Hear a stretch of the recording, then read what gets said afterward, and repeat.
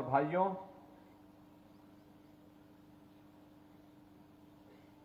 आज यहां पर गोरखपुर के बाढ़ बचाव के साथ साथ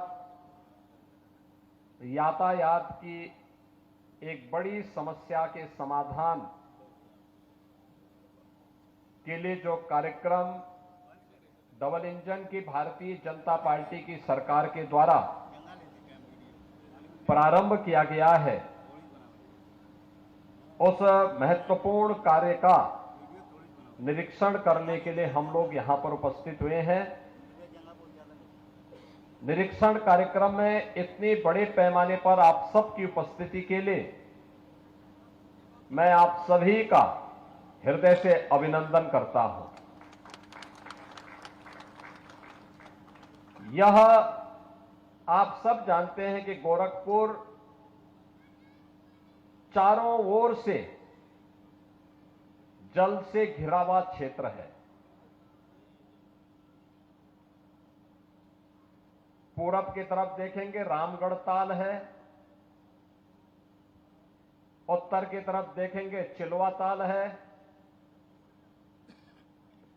पश्चिम की तरफ राप्ती नदी है और पश्चिमोत्तर कोने में रोहिन नदी गोरखपुर महानगर को घेरे हुए है। रोहिन नदी से बचाव के लिए माधोपुर तटबंध बना हुआ है और राप्ती नदी और रोहिन नदी का संगम इसी डोमिनगढ़ में होता है।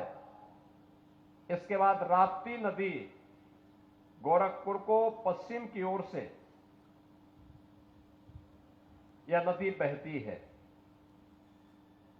राप्ती नदी से बाढ़ बचाव के लिए हावड़ बंधा यहां पर बना हुआ है।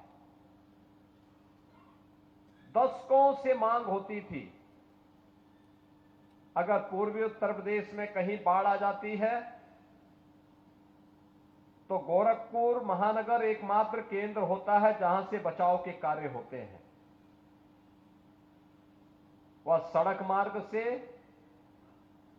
या फिर वायुसेना के माध्यम से ये सभी कार्य सुगमतापूर्वक संपन्न हो पाते हैं।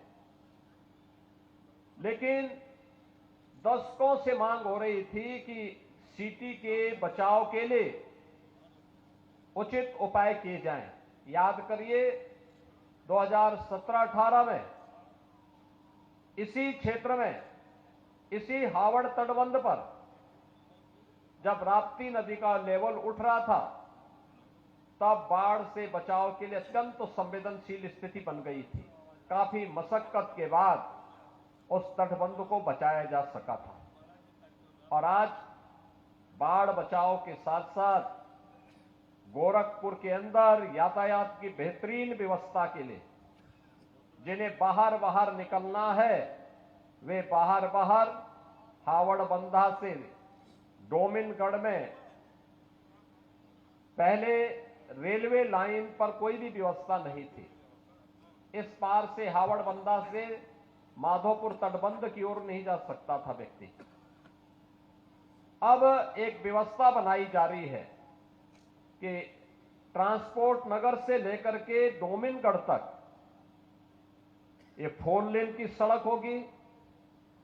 फिर डोमिनगढ़ में एक रेलवे ओवरब्रिज का निर्माण हो रहा है और फिर वहां से हावड़ बंधा के बाद माधोपुर तटबंध को भी 4 लेन के साथ जोड़ते हुए महेसरा को जोड़ने की कार्रवाई होगी। तो महेसरा तक के पूरे उसको बाहर से 4 लेन की एक बेहतरीन कनेक्टिविटी गोरखपुर को मिल जाएगी, जिससे अगर राजघाट के किसी व्यक्ति को ट्रांसपोर्ट नगर के, आजाद नगर के, रुस्तमपुर के या फिर इस मोहल्लों से जुड़े हुए किसी व्यक्ति को अगर नेपाल की ओर जाना है तो सिटी के अंदर से होने की बजाय वह तटबंध का सहारा लेकर के सीधे यहीं से महेसरा और महेसरा से सुनौली की तरफ जा सकता है, या सुनौली की तरफ से कोई आ रहा है, नेपाल की ओर से कोई आ रहा है इस तटबंध का सहारा लेकर के सीधे वह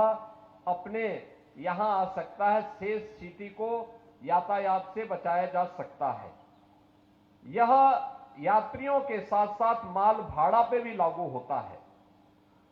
आप देखते होंगे माल भाड़ा की मुख्य मंडी साहबगंज यहीं पे है और यहां पर कपड़े का भी बड़ा व्यापार है। इन दोनों के लिए ट्रक्स रात्रि भर यहां पे खड़े रहते हैं। लोगों को जाम का सामना करना पड़ता था, दिन में नहीं आ सकते थे। अब एक व्यवस्था होगी कि दिन में भी और रात्रि में भी, जब ये मार्ग बन जाएंगे लोग आराम से अपने सामान को भी ला सकते हैं, माल को भी यहां तक पहुंचा सकते हैं और यात्री भी आराम से अपने अपने घरों को बिना किसी जाम में फंसे हुए आ सकते हैं। और इसके लिए भी आज ये कार्य प्रारंभ हुआ है।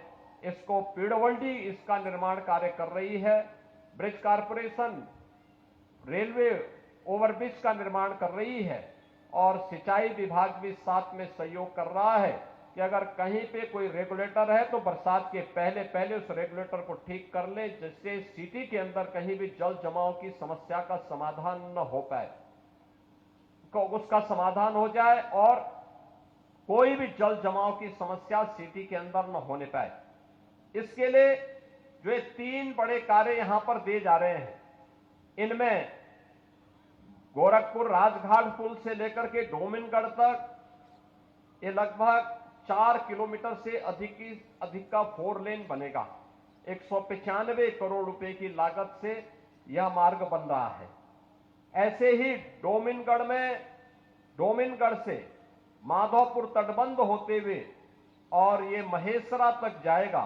यह लगभग 10 किलोमीटर से ऊपर होगा, 10 किलोमीटर 200 मीटर का यह मार्ग होगा। यह लगभग 380 करोड़ रुपए इस पे खर्च होंगे और डोमिनगढ़ में एक रेलवे ओवरब्रिज का निर्माण होगा जिस पर 132 करोड़ रुपए लागू खर्च होंगे। यानी कुल 700 करोड़ से ऊपर का यह कार्य आज इस क्षेत्र की जनता के लिए स्वीकृत किया गया है, जिस पर युद्ध स्तर पर कार्य चल रहा है। मुझे पूरा विश्वास है कि समय से कार्यदायी संस्थाएं इन कार्यों को करेगी, गोरखपुर के लोगों को इससे राहत होगी और मैं ऐसा मानता हूं कि तात्कालिक रूप से कुछ लोगों को परेशानी हुई होगी, प्रशासन इस चीज को सुनिश्चित करेगा कि किसी का भी मकान या कोई मंदिर, कोई धर्मस्थल मार्ग में आ रहा हो, उसको सम्मानजनक ढंग से व्यवस्थित रूप से उसका पुनर्वास करते हुए लोगों को उसका कंपनसेशन भी दे दिया जाए और सम्मानजनक ढंग से इस पूरे कार्यक्रम को आगे बढ़ा करके आम जन और व्यापारी की सुरक्षा की, उसके सुविधा की को महत्वपूर्ण रखते हुए, उसको सर्वोच्च प्राथमिकता देते हुए आगे बढ़ाने का कार्य स्थानीय प्रशासन, पीडब्ल्यूडी, ब्रिज कॉर्पोरेशन और सिंचाई विभाग के लोग करेंगे। मैं आज के इस अवसर पर एक बार फिर से आप सबको इस योजना के लिए हृदय से बधाई देता हूं, अपनी शुभकामनाएं देता हूं। धन्यवाद। जय हिंद।